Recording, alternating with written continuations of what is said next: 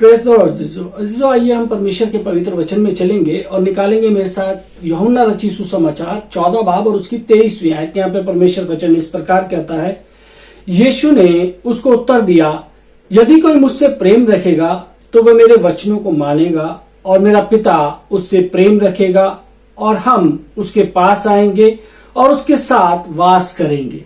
मेरे अजीजों, इसका क्या अर्थ है? क्या आपने कभी अनुभव किया है कि पिता और पुत्र आए और उन्होंने निवास किया? यह परमेश्वर की व्यवस्था का निशान है जिसके विषय में हम विचार कर रहे हैं।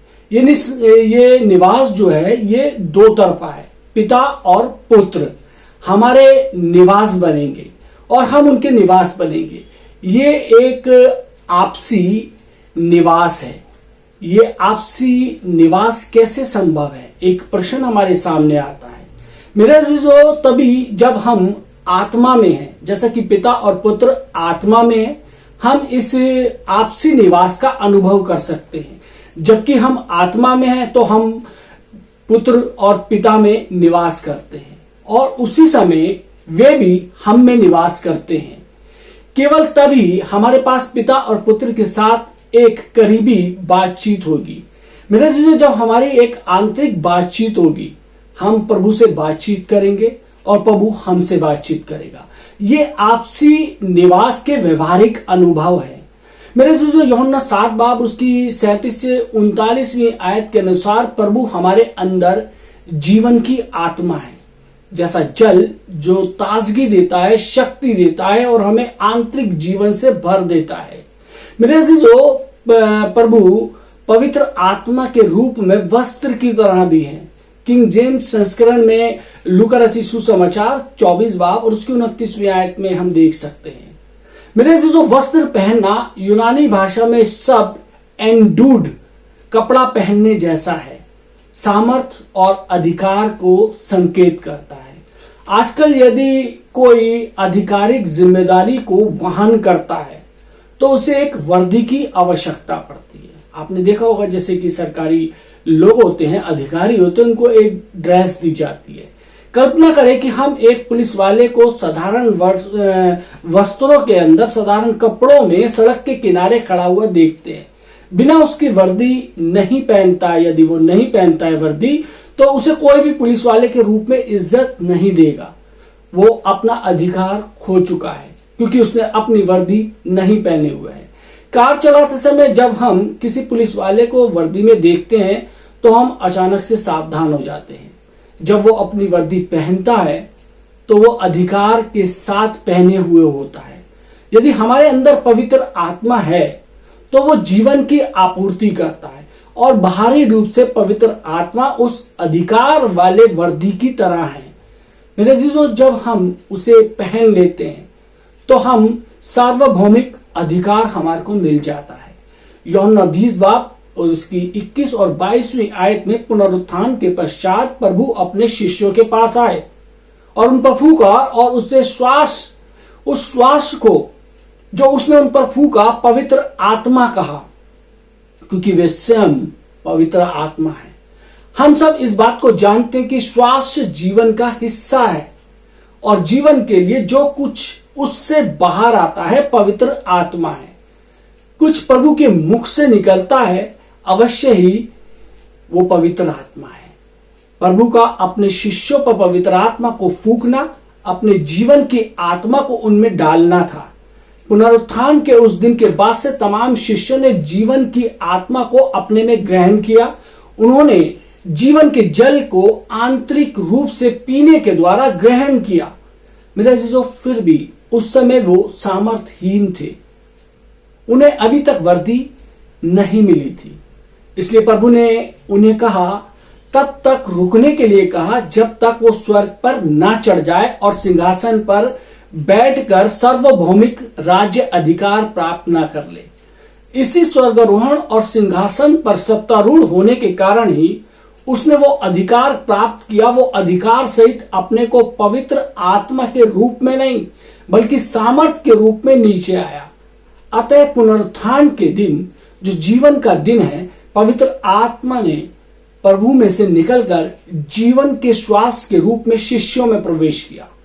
परंतु पेंतीकोस्त के दिन जो सामर्थ का दिन है, पवित्र आत्मा उस स्वर्ग आसन में से निकलता और शिष्यों को अधिकार सहित सेवा के लिए तैयार किया। यही सामर्थ की वो पवित्र आत्मा है जो वर्दी के रूप में है। मेरे से जो मान ले कि एक पुलिस वाला अपना काम पर जाने की तैयारी कर रहा है, अपना कार्य प्रारंभ करने के पूर्व प्राय वो क्या करता है? एक प्रश्न मैं आपसे पूछता हूं। सुबह सवेरे वो चाय और नाश्ता करता है ताकि उसे दिन भर ताजगी और फुर्ती मिलती रहे। परंतु क्या वह इसके द्वारा योग्य बन जाता है कि एक पुलिस वाले के रूप में वो अपने कर्तव्य को निर्वाह कर सके? मेरा दोस्त, यदि वो बिना वर्दी पहने ही सड़क पर निकल जाए और कहे कि मैं एक पुलिस वाला हूं, तो कोई भी उसका सम्मान नहीं करेगा। लोग कहेंगे कि वो पागल है। यद्यपि वो एक वास्तविक पुलिस वाला है, फिर भी बिना वर्दी के अधिकार नहीं रखता है। परंतु जब वो वर्दी पहन लेता है तो वो अधिकार की सामर्थ्य को प्राप्त कर लेता है। जब तक वो सड़क पर निकलता है तो एक अधिकार प्राप्त व्यक्ति के रूप में सब उसका सम्मान करते हैं। हम उसकी वर्दी को अनदेखा नहीं कर सकते। वर्दी सरकार का प्रतिनिधित्व करती है। और दूसरी तरफ यदि पुलिस वाला प्रातःकाल को कुछ खाए या पिए नहीं तो वह स्वयं को कमजोर महसूस करेगा। वो अपनी वर्दी पहनकर यद्यपि अपने अधिकारों का प्रदर्शन कर सकता था, परंतु आंतरिक रूप से वह स्वयं को कमजोर महसूस करेगा। मेरा जो कुछ मसीह जो अंदर से भरे हुए हैं परंतु वर्दी नहीं पहने हैं, जबकि अन्य वर्दी तो पहने हैं परंतु अंदर से खोखले हैं। हम दोनों चीजों की हमें आवश्यकता है, अंदर से भरे जाने की और बाहर से तैयार होने की। हमें आवश्यकता है कि पुनरुत्थान के दिन पवित्र आत्मा की एक आंतरिक जीवन के रूप में और पेंतेकोस्त के दिन पवित्र आत्मा की एक हमारे ऊपर सामर्थ के रूप में आंतरिक रूप से पवित्र आत्मा का भरा जाना आंतरिक रूप से आवश्यक है। हमें पवित्र आत्मा को पहनना जरूरी है। यदि हमारे पास दो पहलू हों तो हम आंतरिक और बाहरी दोनों के मिलान का अनुभव ले सकते हैं। और ये आत्मा कौन है? याद रखें कि आत्मा त्रिएक परमेश्वर की वास्तविकता है। जबकि हम पवित्र आत्मा से भरे और पहने जाते हैं तो हम त्रिएक परमेश्वर से मिलते हैं। परमेश्वर की व्यवस्था का यही निशान है। हमें केवल सिद्धांतों पर ध्यान देने की अपेक्षा परमेश्वर की व्यवस्था के निशानों की ओर ध्यान दे। कुछ लोग सिद्धांतों पर बहस करते हैं। वो कहते हैं कि उठाए जाने के विषय में क्या? बहुत से मसीह बाद में उठाए जाने या पूर्व उठाए जाने, आंशिक उठाए जाने या कुछ ऐसी ही चीजों से परेशान रहते हैं। मेरे जीजो, एक बार मैंने एक प्रिय भाई को बताया कि जब तक आप प्रभु से प्रेम करते हैं और उससे लिपटे रहते हैं तो जब वो वापस आता है तो आप उठा लिए जाएंगे। वो अच्छा है। आइए हम सिद्धांतों को भूल जाए और उससे प्रेम करना सीखें। उसकी व्यवस्था के निशान की ओर निशाना साधें। पवित्र आत्मा में जीवित मसीह से बातचीत करें और उससे भर जाएं और उसे पहन ले। मेरे अजीजों, कुछ लोग अनंत काल की सुरक्षा के विषय में वाद विवाद करते हैं, परंतु वास्तविक सुरक्षा कोई और नहीं, स्वयं यीशु मसीह है, ना कि अनंत काल की सुरक्षा की शिक्षा। जब तक यीशु हमारे साथ है, हमारी सुरक्षा है। यदि हमारे पास यीशु नहीं है तो हमारी सुरक्षा भी नहीं है। अनंत काल की सुरक्षा का सिद्धांत मसीह नहीं है। सिद्धांत हमेशा प्रभु की संतानों में भेद करते हैं।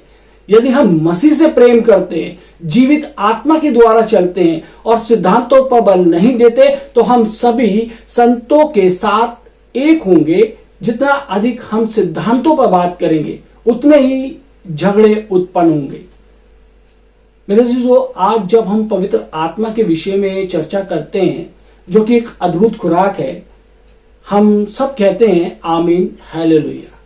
परंतु कल यदि हम अनंतकाल की सुरक्षा की बात करते हैं तो कुछ लोग कहेंगे मुझे अफसोस है, मैं इस बात पर रजामंद नहीं हो सकता, और इस बात पर तुरंत आपसी मतभेद उभर आते हैं और इसका अर्थ है कि हम लक्ष्य से भटक गए और हम ऐसी शिक्षा दे रहे हैं या दे रहे होंगे जिनसे विभिन्न प्रकार के सवाल उत्पन्न होते हैं, बजाय इसके कि हम अपना पूरा ध्यान परमेश्वर की व्यवस्था के निशानों की ओर लगाए। लक्ष्य क्या है, निशाना क्या है? यह है पिता, पुत्र और पवित्र आत्मा में, और पवित्र आत्मा में हम हैं। मेरे अजीजों, कुछ अन्य लोग बपतिस्मे के विषय में वाद विवाद करते रहते हैं। जैसा कुछ लोग छिड़काव पर अधिक बल देकर लोगों का मत अपनी ओर करना चाहते हैं। एक बार फिर ये मामला जीवते मसीह की आत्मा की अपेक्षा सिद्धांत का है। हमें यह अवश्य सीखना चाहिए कि इस प्रकार एक चीज को पकड़े और एक ही चीज के द्वारा पकड़े जाए, स्वयं मसीह के द्वारा। मेरे अजीजों, हमें यह अवश्य सीखना है पवित्र आत्मा के वशीभूत होकर किस प्रकार मसीह को पकड़े और स्वयं पवित्र आत्मा के द्वारा पकड़े जाए। यद्यपि हम निश्चित रूप से सिद्धांतों में या सिद्धांतों से सहायता प्राप्त कर सकते हैं, परमेश्वर की व्यवस्था का केंद्र सिद्धांत नहीं, वन पवित्र आत्मा में वो एक जीवित व्यक्ति है। मेरे अजीजों, दूसरा कुरिन्थियों 3 उसकी 6 आयत कहती है कि जिसने हमें नई वाचा के सेवक होने के योग्य भी किया, शब्द के सेवक नहीं परंतु आत्मा के, क्योंकि शब्द मरता है पर आत्मा जिलाता है। मेरा अजीजों, यदि हम पवित्र आत्मा में सारा दिन इस एक जीवते से संपर्क करें तो उसमें 3 चीजें होंगी। पहली, जीवनदायिनी आत्मा जीवन देगी। तब जब कभी हम इस अद्भुत आत्मा से संपर्क करते हैं तो हमें आंतरिक ताजगी, आंतरिक शक्ति, आंतरिक संतोष और आंतरिक प्रकाश प्राप्त होता है। ये चिन्ह है कि मसीह जीवन के रूप में अधिकार हमारे जीवन में दिए जा रहे हैं। मेरे अजीजों, शायद हम स्वयं 80 वर्षों से मसीह में रहे हों, फिर भी जीवनदायी आत्मा के रूप में हमें परमेश्वर के मसीह की स्वयं को हमें देने के द्वारा नितांत आवश्यकता है, जो हमें ताजगी दे, मजबूत बनाए, हमें प्रकाशमान करे और हमें अंतर ज्ञान दे और हमें अपने से भर दे। ये अद्भुत आत्मा हमारे अंदर ही है कि हमारी मसीह के रूप में बहुतायत से आपूर्ति करे। मेरे जो दूसरा कुरिन्थियों 3 उसकी 7वीं आयत कहता है कि प्रभु तो आत्मा है और जहां कहीं प्रभु का आत्मा है वहां स्वतंत्रता है। मेरे अजीजों, पवित्र आत्मा हमें लगातार मुक्त करता रहेगा। अनेकों प्रकार के उत्पीड़न और दबावों के कारण हम क्षीण हो जाते हैं। कभी कभी सामने वाले का लटका हुआ उदास चेहरा हमें उदास कर देगा। कभी कभी अपनी पत्नी अपने को, जिसे कह सकते हैं कि स्वस्थ अनुभव नहीं करती है, और जब आप अपने कार्य से लौटकर घर वापस आते हैं तो हो सकता है कि आपको उसकी चिड़चिड़ाहट का सामना करना पड़े, और बाद में आप जब किसी सभा में पहुंचते हैं तो आपका मुंह लटका रहता है। लोग आपसे पूछेंगे, भाई क्या बात है, आप उदास दिख रहे हैं, और आप कहेंगे नहीं भाई कोई बात नहीं है। आप इतना साहस नहीं जुटा पाएंगे कि उन्हें बताएं कि आप अपनी पत्नी के व्यवहार से उदास हैं। ऐसी छोटी बातें भी आपको दबा सकती हैं और उदास कर सकती है। यदि आप अपने भीतर मौजूद जीवते मसीह से संपर्क करें तो वो तुरंत आपको मुक्त करेगा। आप अपनी पत्नी से अपने से श्रेष्ठ प्रमाणित कर पाएंगे और ये तमाम दबाव आपके पांव के नीचे होगा। आप इनसे मुक्त होकर तीसरे स्वर्ग में सिंहासन पर होंगे। मेरे साथ कई बार ऐसा हुआ है कि मैं तैयार होकर किसी सेवकाई की सभा में जाने ही वाला था कि मेरे सक्षम कोई ना कोई बाधा उत्पन्न हुई, परंतु मैंने इसे एक सबक सीखा। मैंने कहा, प्रभु मैं आपके साथ स्वर्ग में हूं, इन सब बाधाओं से मैं विचलित नहीं होऊंगा। मेरे जो यदि हम पवित्र आत्मा में हैं तो हमें सबसे महत्वपूर्ण व्यक्ति हैं, क्योंकि इस अद्भुत आत्मा में स्वर्गारोहण और सर्वश्रेष्ठता के तत्व हैं। जब हम प्रभु में हैं तो आत्मा की ये तत्व हमें सारा दिन उन तमाम बातों से, उन तमाम उलझनों से, उन तमाम दिक्कतों से, उन तमाम कलेशों से मुक्त रखेंगे।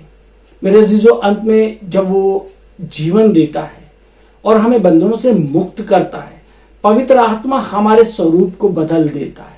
यदि हम देखें दूसरा कुरिन्थियों 3 उसके 18वीं आयत कहता है, परंतु जब हम सबके उघाड़े चेहरे से प्रभु का प्रताप इस प्रकार प्रकट होता है, जिस प्रकार दर्पण में तो प्रभु के द्वारा जो आत्मा है, हम उसी तेजस्वी रूप में अंश अंश करके बदलते जाते हैं।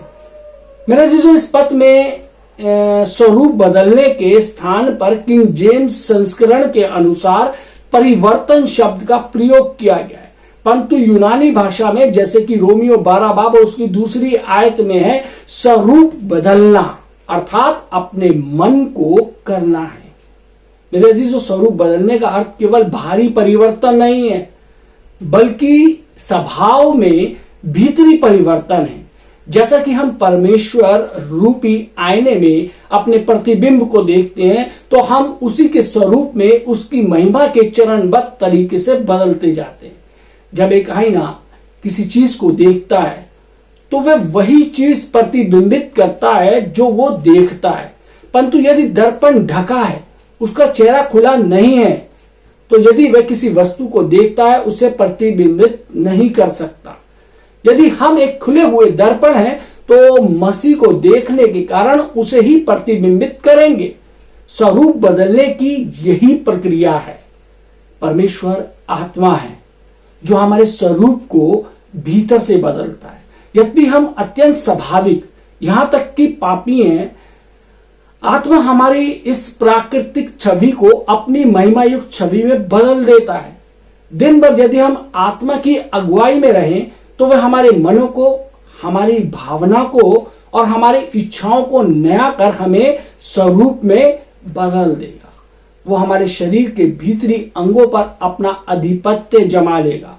हमारा प्रेम, हमारी घृणा, हमारी इच्छा, हमारे चुनाव करने की क्षमता और हमारे तमाम निर्णयों में केवल उसका स्वरूप होगा।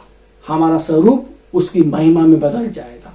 अर्थात आज हम उसकी महिमा में प्रथम चरण में बदलते जाएंगे, कल उसकी महिमा के दूसरे चरण में, और फिर उसके अगले तीसरे चरण में प्रतिदिन महिमा बढ़ती ही जाएगी।